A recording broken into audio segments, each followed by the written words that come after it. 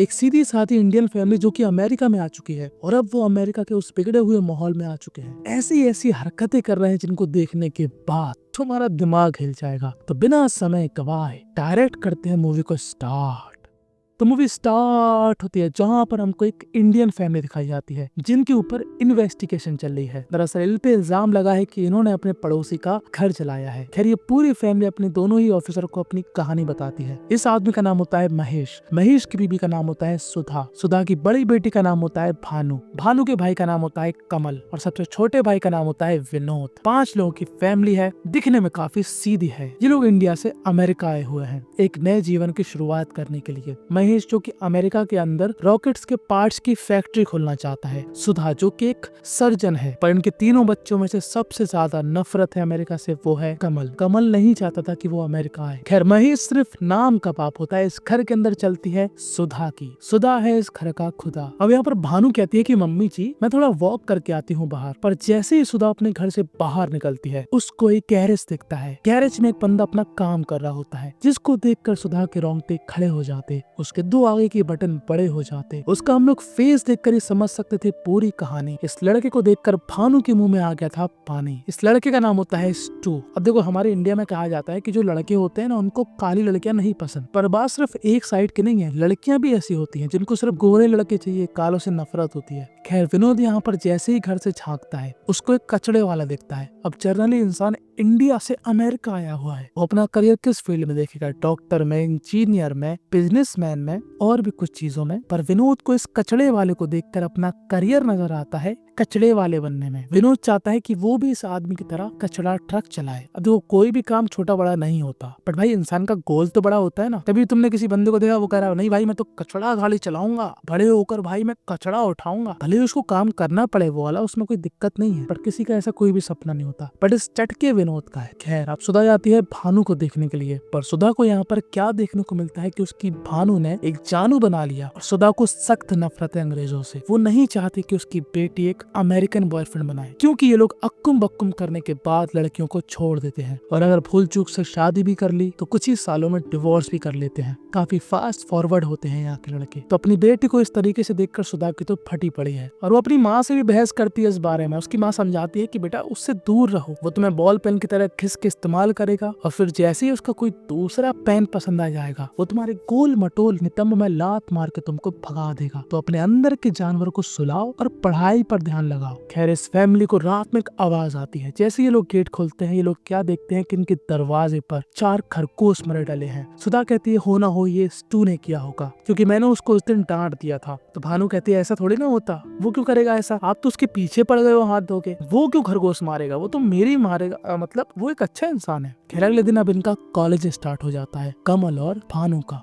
जहाँ पर कमल क्या देखता है कि एक लेक्सी नाम की लड़की एक बंदे को पूर्ण रूप से हेल्प कर रही होती है उसके बांस का पानी निकालने के लिए। और ये देखकर कमल की आंखें फटी की फटी रह जाती है कि हमारे इंडिया में खुले में चलता है ठेला और यहाँ पर बिगड़ी हुई लड़कियां चलाती हैं खुले में लड़कों का हंटेला। और कमल को अमेरिका से और भी ज्यादा नफरत होने लगी थी। खैर कमल अपने कॉलेज आता है और अपने टीचर को देखकर उनके अनमोल रत्नों में खो जाता है। वो अपने टीचर की बीच की लकीर में इतना खो जाता है कि उसकी आंखें हो जाती हैं बड़ी और उसकी डंडी हो जाती है खड़ी, जिसको वही लड़की देख लेती है जो कि बस में समाज सेवी के तौर पर सेवा दे रही थी। और इन मैडम जी का नाम होता है मिल्स और मिसेस मिल्स होती है अपने धर्म के प्रति पागल। वो चाहती है कि हर कोई क्रिश्चियन बन जाए, हर कोई उनका धर्म अपना ले, इसलिए वो बात बात में बस एक ही बात घुसेड़ देती है कि ईसा मसीह ही असली गॉड है, ईसा मसीह के ये सिद्धांत है, ईसा मसीह के वो सिद्धांत है और इसमें कोई गलती नहीं है, अपने धर्म का प्रचार कर सकते हैं। बट हर जगह, मतलब लिटरली हर जगह खाने जा रहे, हगने जा रहे, मूतने जा रहे, पढ़ा रहे हो बच्चों को, मिल्स हर जगह एक ही गाना गाती है। खैर विनोद के भी 2 दोस्त बनते हैं। इसको हम बुलाएंगे रिवाइव कर दो और इसको हम बुलाएंगे भूरी बिल्ली। रिवाइव कर दो और नारंगी गर्लफ्रेंड बॉयफ्रेंड होते हैं। अब ये मत कहना पैर ना पहुंचे कार तक और सपने देखे पहाड़ तक। पर जो भानु थी वो अलग ही क्रेजी बना कर रही थी। अब वो यहाँ पे पैसे कमाना चाहती है। किस तरीके से? वो पाउडर बेच के। समझ रहे हो कौन सा पाउडर? वही जिसकी वजह से पूरा पंजाब बिना गाने के झूम रहा है।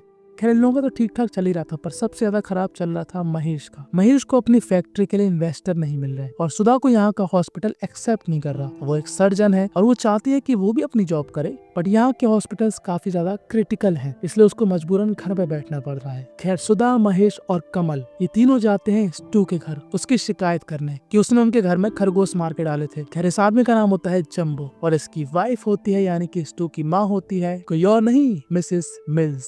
जी हाँ, जिसको देखकर कमल का कैमल मुंडी उठा दिया करता था। और सुधा जब उसके बेटे स्टू की शिकायत करती है तो मिल्स ये मानने से मना कर देती है कि नहीं, मेरा बेटा तो ऐसा कर ही नहीं सकता, वो तो मेरे दूध का धुला हुआ है, मतलब वो तो दूध का धुला हुआ है। पर महेश और जम्बू की दोस्ती हो जाती है, पर सुधा की मिल्स से बिल्कुल नहीं बन रही थी और वो घर आती है और एक बढ़िया सा सूप बनाती है। वो अपने बच्चों से कहती है कि ये सूप मत पीना, ये मैं पड़ोसियों के लिए बना रही हूँ। दरअसल इस सूप के अंदर वही 4 खरगोश थे जो कि सुधा को लग रहा था कि स्टू ने मारे थे। और यहाँ पर स्टू भानु को समझा रहा था कि ये मत खाओ। ये था बीफ, जो कि हिंदू धर्म में खाना सख्त मना है क्योंकि गाय को भगवान की तरह पूजते हैं। पर एक नंबर की चटकी भानु कूल बनने के चक्कर में स्टू के सामने बीफ खा लेती है। खैर कुछ दिनों बाद हमको क्या मालूम चलता है कि जो भानु है वो स्टू और उसके एक फ्रेंड लेक्सी के साथ वही पाउडर का व्यापार कर रहे हैं। पर भानु को इस समय नहीं खोलनी थी हरी हरी नोटों की कट्टी, उसको खोलनी थी स्टू की चट्टी। वो बेताब हो रही है स्टू के साथ अक्कुम बक्कुम करने के लिए। पर तभी यहाँ पर स्टू अपना ब्रह्मास्त्र छोड़ता है। वो कहता है, भानु मेरी प्यारी सी जानो, मुझे पता है कि तेरी सुरंग अभी तक नहीं खुली और अब तू नहीं रहना चाहती है दूध की धुली। तू भी चाहती है कि तेरे साथ कोई ऐसा कारनामा हो जाए जिससे मेरे ट्रक की वजह से तेरी सुरंग खुल जाए। मुझे पता है तू मेरी बातों से हो गई है हीटर की तरह गर्म, पर तुझे मेरे साथ अक्कुम बक्कुम करने से पहले अपनाना पड़ेगा ईसाई धर्म। भानु की बात काफी अजीब लगती, कैसा इंसान है मैं धर्म क्यों अपनाऊं इसका। खैर वो लेक्सी से पूछते है कि मैं क्या करूं यार, मैंने कभी आज तक किया नहीं और मैं चाहती हूँ, बस मेरा मन है एकदम भयंकर तगड़े तरीके से स्टू के साथ अक्कुम बक्कुम करने का। तो लेक्सी कहती है, देखो भानु तुमने देखा बस में मैंने एक का हंटेला चलाया, पर आज तक मैंने भी अभी तक वो चरम सुख नहीं पाया। मैं लड़कों का तंबू पकड़ने के लिए हाथ तो खोल देती हूँ, बट उस तंबू को अपने बम्बू में घुसाने के लिए टांगे नहीं खोलती, इसलिए मैं तेरी हेल्प नहीं कर सकती, सॉरी। खैर जम्बू और मिल्स को पता लग गया था कि वो सूप में क्या था। जम्बू इतना बुरा नहीं मान रहा था, बट मिल्स और सुधा की अलग ही दुश्मनी चल रही थी और भानु सोच रही थी कि वो कैसे स्टू के स्टूल पर चढ़े। और उसको सबसे पहली बात मालूम चलती है अपनी साफ सफाई। भानु को चाहिए था कि उसके और स्टू के मैटर में सब कुछ हो जाए कुशल मंगल, और इसलिए अक्कुम बक्कुम करने से पहले उसको साफ करना पड़ेगा अपने बरसों पुराना जंगल, क्योंकि ऊपर से भानु प्यारी थी बट नीचे बहुत सारी झाड़ी थी और उसने जहाँ से क्लीन करवाया था वहीं पर मिल्स भी जाती है। और ये औरत बताती है कि अभी थोड़ी देर पहले सुधा की बेटी भानु आई थी और मिल्स ये समझ जाती है कि भानु ने यहाँ से साफ सफाई क्यों कराई, क्योंकि हो ना हो वो उसके बेटे के साथ गुजारना चाहती है वो अक्कुम बक्कुम वाली रात। वो सुधा को अपनी क्लास में बुलाती है कि स्पेशल क्लास में,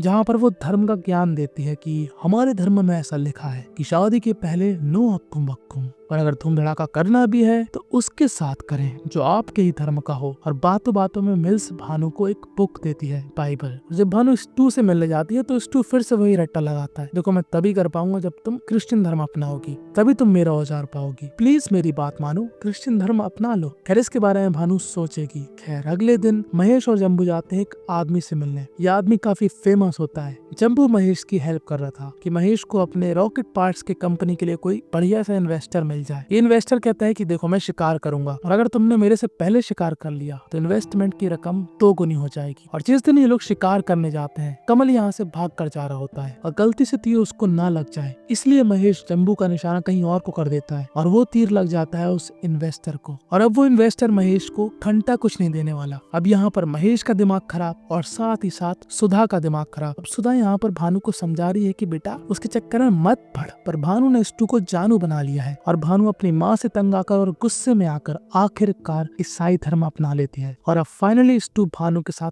अक्कुम बक्कुम करने के लिए तैयार है। पर ये लोग इस मोमेंट को एकदम स्पेशल बनाना चाहते हैं, इसीलिए ये लोग डिसाइड करते हैं कि ये लोग हैलोवीन के दिन रात में एक बढ़िया पिज्जा ट्रक के अंदर अक्कुम बक्कुम करेंगे। ऐसा उन लोगों ने किसी मूवी के अंदर देखा होगा। खैर कुछ दिनों बाद ही हैलोवीन की पार्टी थी और आज ही के दिन सुधा का बर्थडे था और सुधा को काफी बुरा लग रहा था कि उसके घर पे आज कोई भी नहीं आएगा, क्योंकि सभी उसके इक्का दुक्का दोस्त जो कि अमेरिका में बने हुए हैं वो हेलोविन पार्टी में जाएंगे, तो वो जाकर मिल्स की पार्टी खराब करने लगती है। स्टू यहाँ पर समझता है कि ये औरत भानु है और सुधा उसको नहीं बताती कि वो भानु नहीं है। सुधा यहाँ पर अपने पति महेश को किस करती है और स्टू को लगता है कि भानु ने अपने बाप को ही चुम्मी दे दी और स्टू के अंदर एकदम झुनझुनी से काट जाती कि हे भगवान ये क्या दिखा दिया। अब पार्टी खत्म होने के बाद भानु जब स्टू को मैसेज करती है चलो ना करने चलते हैं ना अक्कुम बक्कुम, तो स्टू यहाँ पर गाली बककर कहता है कि जा अपने बाप को ही चुम्मी देना, मेरे पीछे पीछे क्यों आ रही है। और भानु समझ जाती है कि ये कांड हो ना हो मेरे माँ बाप नहीं किया होगा। खैर अगले दिन भानु स्टू को समझाती है कि वो सारा कांड मेरी माँ ने किया होगा, वो मैं नहीं थी। तो स्टू कहता है कि अगर मैं अभी ना तुमको किस भी करूँ ना तो मुझको तुम्हारा बाप याद आता है कि तुम अपने बाप को चूम रही हो। काफी अनकंफर्टेबल सा है, पर कुछ दिनों बाद इन दोनों का भी मैटर सॉल्व हो जाता है। स्टू अब ऐसी बातें सोचना बंद कर देता है और ये लोग फाइनली डिसाइड करते हैं कि हाँ अभी लोग अक्कुम बक्कुम करेंगे और तबाह के करेंगे, पूरी रात करेंगे, पूरे ट्रक को हिला देंगे। और सेम कीड़ा मचल रहा था कमल के अंदर। अब उसके हार्मोन्स पे ऊंचा कुछ कह रहे थे कि बेटा भला हो जाता अगर तू अपने कैमल का इस्तेमाल कर लेता। तो कमल अब लेक्सी पर ट्राई करता है और लेक्सी भी हाँ बोल देती है कि ठीक है हम लोग डेट पे चलेंगे। खैर यहाँ से सीन शिफ्ट होता है और हमको दिखाए जाते हैं स्टू और भानु।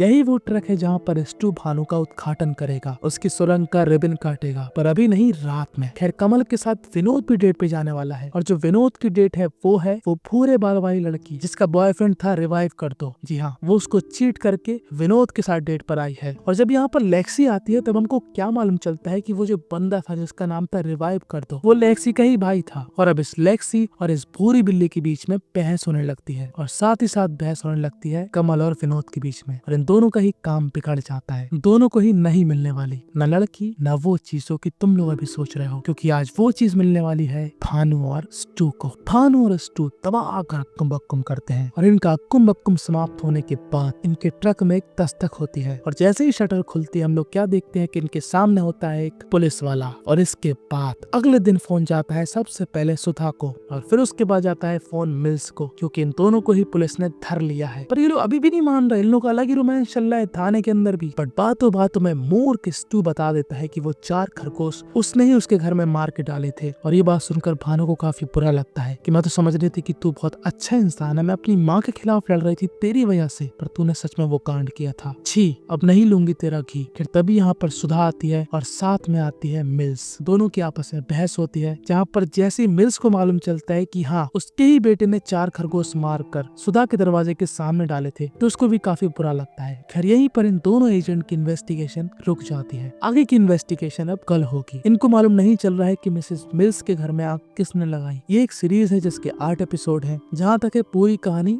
अगले सीजन में मालूम चलेगी। खैर हमको क्या मालूम चलता है कि भानु और स्टू के तगड़े वाले अक्कुम बक्कुम की वजह से भानु को एक प्यारी सी बच्ची हुई और जैसे इनकी फैमिली जाती है एक बूढ़ी औरत आती है। ये बूढ़ी औरत भी सुधा के घर के बगल में ही रहा करती थी। ये कहती है जिसने भी मिसेस मिल्स के घर में आग लगाई उसको मैंने अपनी आंखों से देखा था, बट मैं उस आदमी को पहचान नहीं पाई कि वो कौन था। उस क्राइम सीन में एक लाइटर मिला था, वो लाइटर था स्टू का। और स्टू कहाँ पर है? वो है कोमा में। हमको नहीं मालूम कि स्टू के साथ ऐसा क्या हुआ, मिल्स के घर में आग किसने लगाई, क्या मकसद था, किसने ये चिरांद फैलाई, ये सारी बातें हमको मालूम चलेगी सीजन 2 में। और बस यहीं पर ये मूवी थी एंड हो जाती है। बट इस कहानी से हमको यही सीखने को मिला कि ज्यादातर इंडियन माँ बाप अपने बच्चों को लेकर कुछ ज्यादा ही पॉजेसिव हो जाते हैं, जबकि मेरा ऐसा मानना है कि तुम अपने बच्चों को सिर्फ समझा सकते हो। अगर वो फिर भी पढ़ी लकड़ी लेना चाहता है तो मैं तो कहता हूँ हाँ भाई तुम लोग भी उसका सपोर्ट दो, एक और लकड़ी दो उसको और कहना बेटा दोनों ही ले ले, ताकि उसको लाइफ में एक लेसन मिले और वो ऐसी गलती दोबारा ना करे। लकड़ी को पड़ा रहने दे। इस सीरीज के अंदर सभी कैरेक्टर ने कुछ न कुछ गलती करी है, जैसे कि अभी आप कर रहे हो मेरा टेलीग्राम ज्वाइन ना करके, कि वहाँ पर मैं तुमको